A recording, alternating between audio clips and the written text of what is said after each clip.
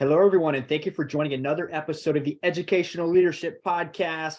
We have another very special guest. Before we get into the conversation and introduce our guests, I want to give a shout out to our sponsor, Ideal Impact. Ideal Impact's given hundreds of millions of dollars in funding to school districts, and it doesn't involve taxpayers, doesn't involve the government, and it's in the form of a free gift. So if you have a district that needs higher teacher salaries or anything, it's unrestricted funds, reach out to Ideal Impact.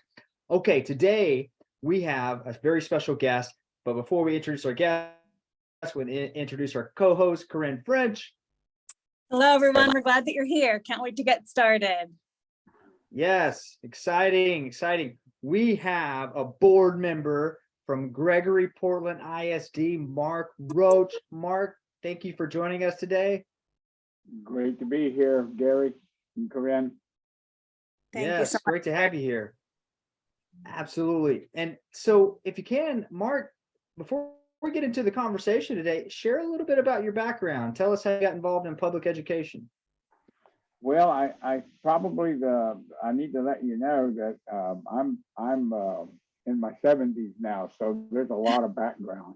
But probably the most significant relative to this podcast is I was born and raised in this area. I was born and raised in Corpus Christi, and now I live in Portland, which is Corpus is a little community outside of Portland. So graduated from high school here, and then I went on to Texas A&M University, where I graduated with an accounting degree. I worked in the construction industry for the past 40 plus years. I'm in the electrical supply business now. I've always been a huge advocate of education, and I've served on parochial school board when my older children were younger, and I now sit on the Gregory Portland Independent School District school board. And I guess in a single word, my passion is when I was in school, I learned reading, writing, and arithmetic. And that seems to be a conservative value these days, and I'm here to try to see that continues, and that we don't digress or divert from that too much of a degree moving forward. Love it. And I don't know if y'all heard, but one of the most important things there is Mark is an Aggie. Whoop. Right. Just had to throw that out there. Andy was, yeah. You said class of 75. Class of 75, a long time ago, last century. I'm going to have to take a class or some kind of some certification so I can be part of this club. All my degrees don't seem to add up to anything if I'm not an Aggie. Oh my gosh. Well, Corinne, there's an old saying at A&M, and it goes like this. It says, if you're on the outside looking in, you will never understand it. And if you're on the inside looking out, we can't explain it.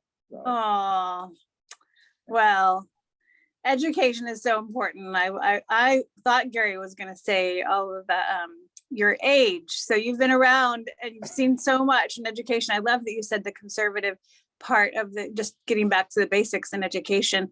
Is that something that keeps you guided as you are making decisions as a trustee? I should mention I was a trustee for a long time, and I think sometimes we can get overwhelmed with all the decisions we have to make, and we can lose track, maybe even lose focus. So is that how you stay focused? Just keep those things at the center?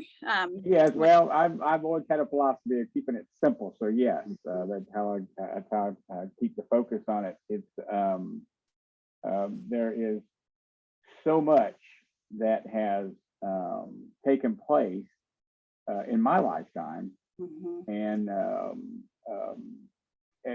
for me, it's always been pretty simple to listen to what other folks, other points of view that they have to offer. And then one of the things that you learn real well when you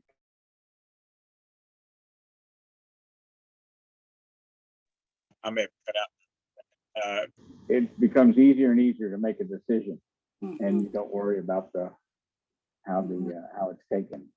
Mm-hmm. Nobody minds presenting you with something, and you can't get angry or flustered at their request. And so I feel like if I give you an answer that you didn't want to hear, don't get flustered or angry with me.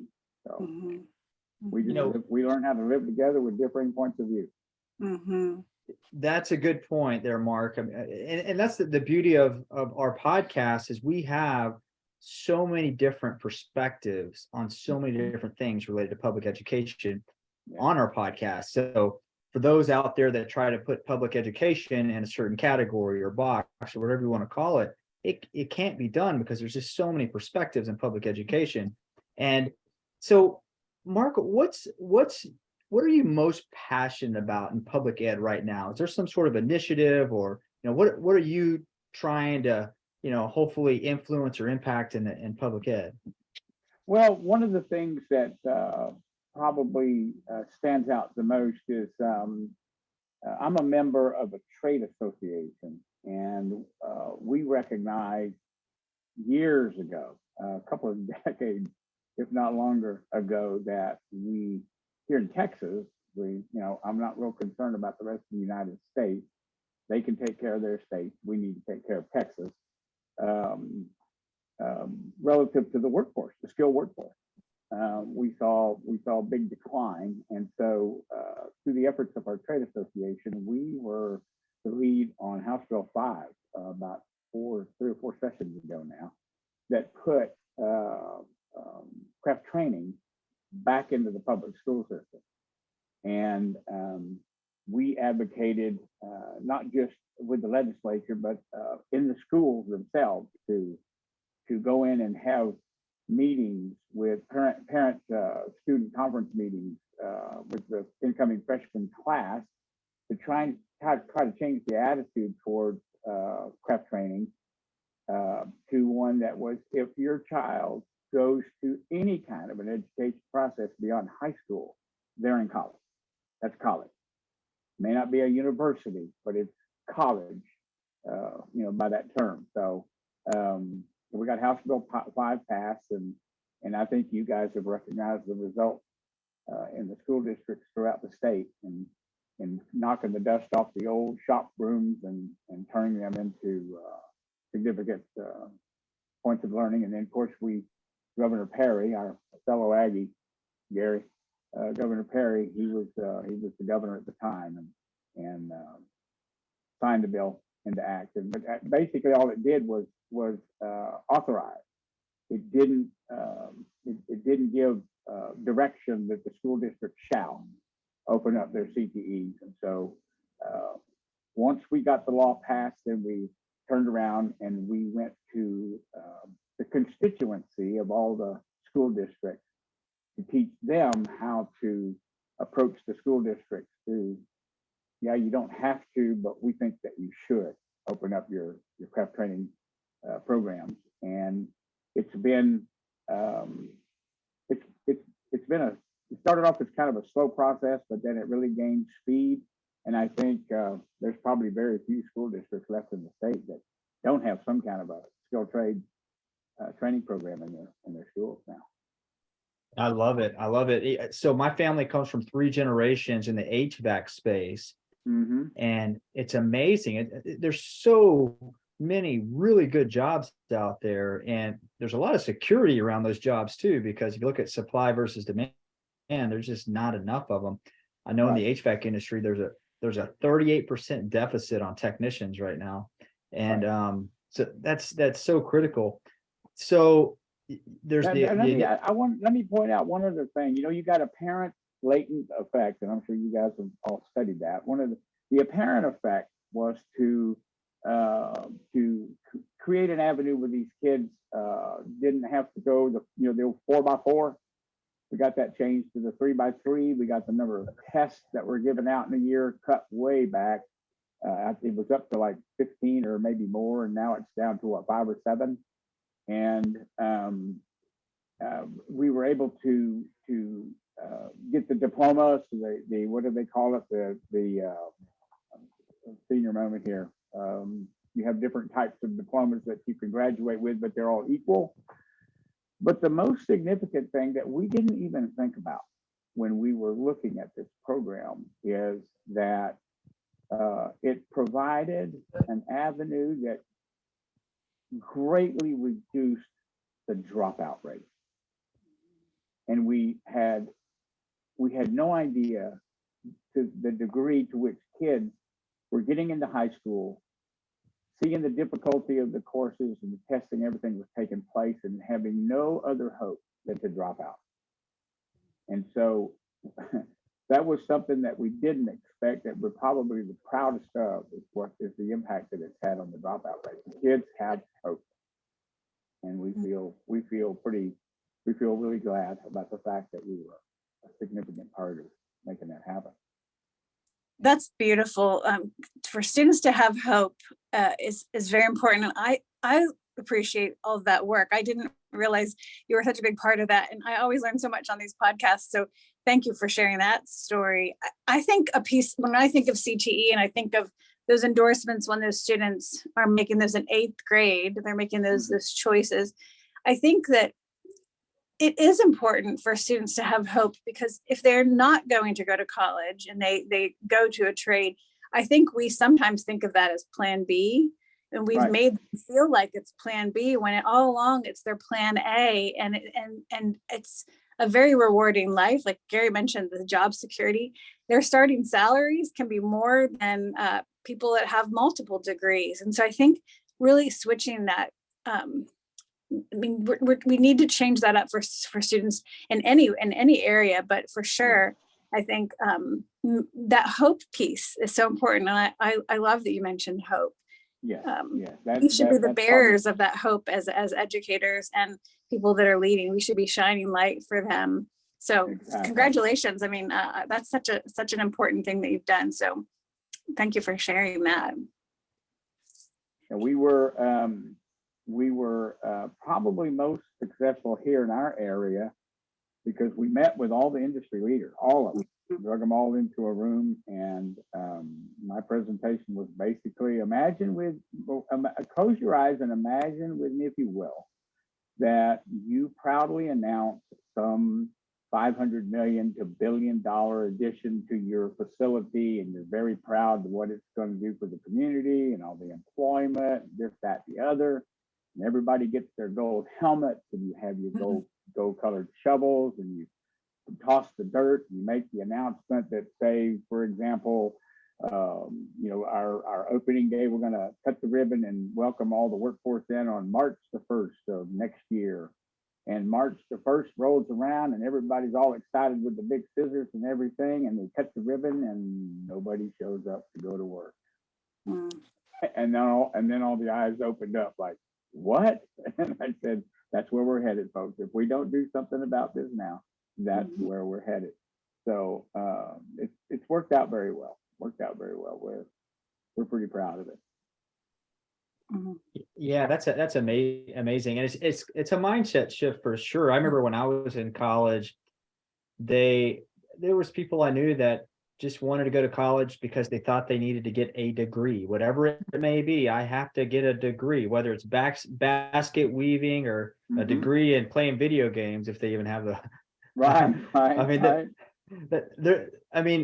But looking at the ROI, the return on that investment, it makes a big difference. It's kind of like, what happens after you get that degree? Are you going to be able to pay that degree back? Are you going to be able to provide for a family and support your family? And the skill trades, there's just so much opportunity there right now. It's just often overlooked. So that's amazing. Well, I know we're running a little bit short on time here. Corinne, you want to ask one question, and then I'll follow it up with our shout out question? Yes. So I would love to know what hope you could give to school board members as trustees. What is a big wish for them, or a hope that you have for them as we start a new year, 2023? What's a piece of wisdom or hope to offer to fellow trustees? Well, that's an interesting question. I've had some conversations recently with new board members from other school boards, and the hope, if I can impart anything from my experience, is that I think the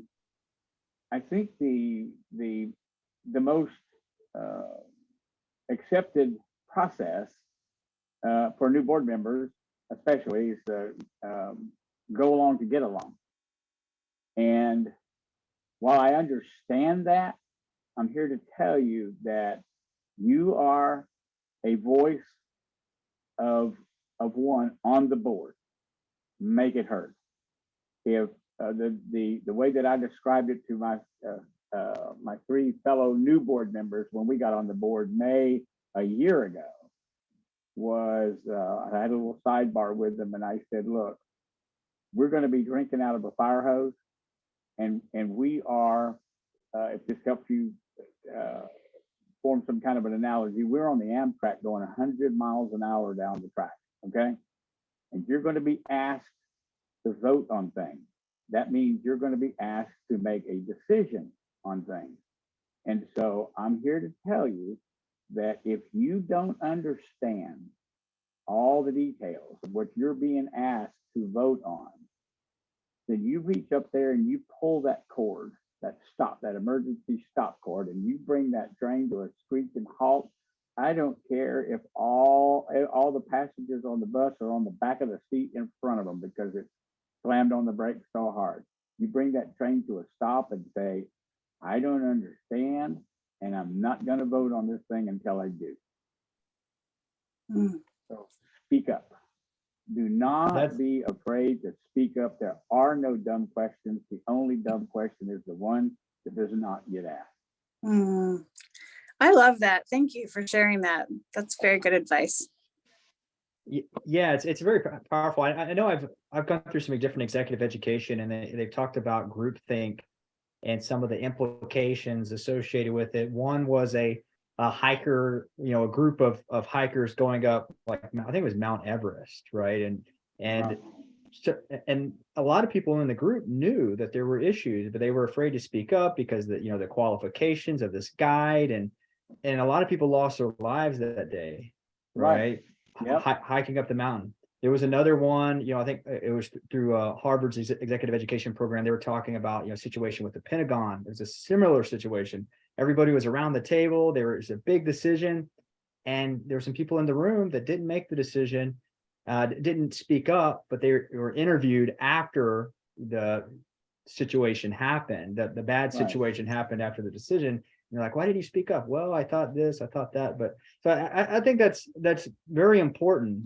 And that's the only way innovation and change and, things can really happen, is not being afraid to speak up. So love it. Okay. One last question here, Mr. Roach. Here we go. So we'd like to give a shout out. So who do you know in public ed that you want to give a shout out to come on here and share their story? Who do you think would be a good person to interview and share their story around public ed? Does it need to be a board member, or can it be a superintendent, or? It could be superintendent. It could be anyone. Interesting. Well, a couple of people stand out there. Of course, first is our superintendent, Michelle Cavasso, Dr. Michelle Cavasso at GPISD. She is an extremely sharp individual, and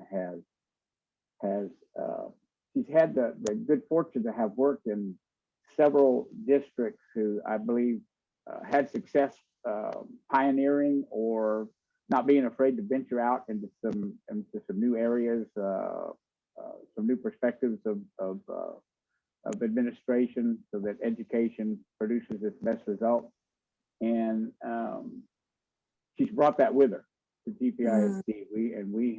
We have benefited from it just unbelievably well, what she's brought. And I would say maybe not one individual, but y'all know Buck over at Boat Casey?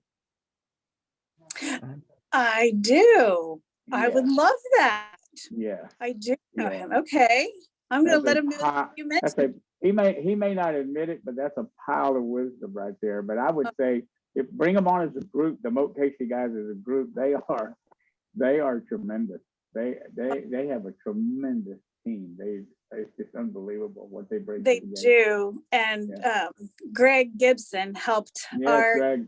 our my district where I serve with our strategic plan and our team trust analysis and different work. And he is brilliant. So I can't wait to let them know that you mentioned that. Gary, Yeah, bring them on as a panel. That would be, those guys are just, they are incredible. They are very incredible.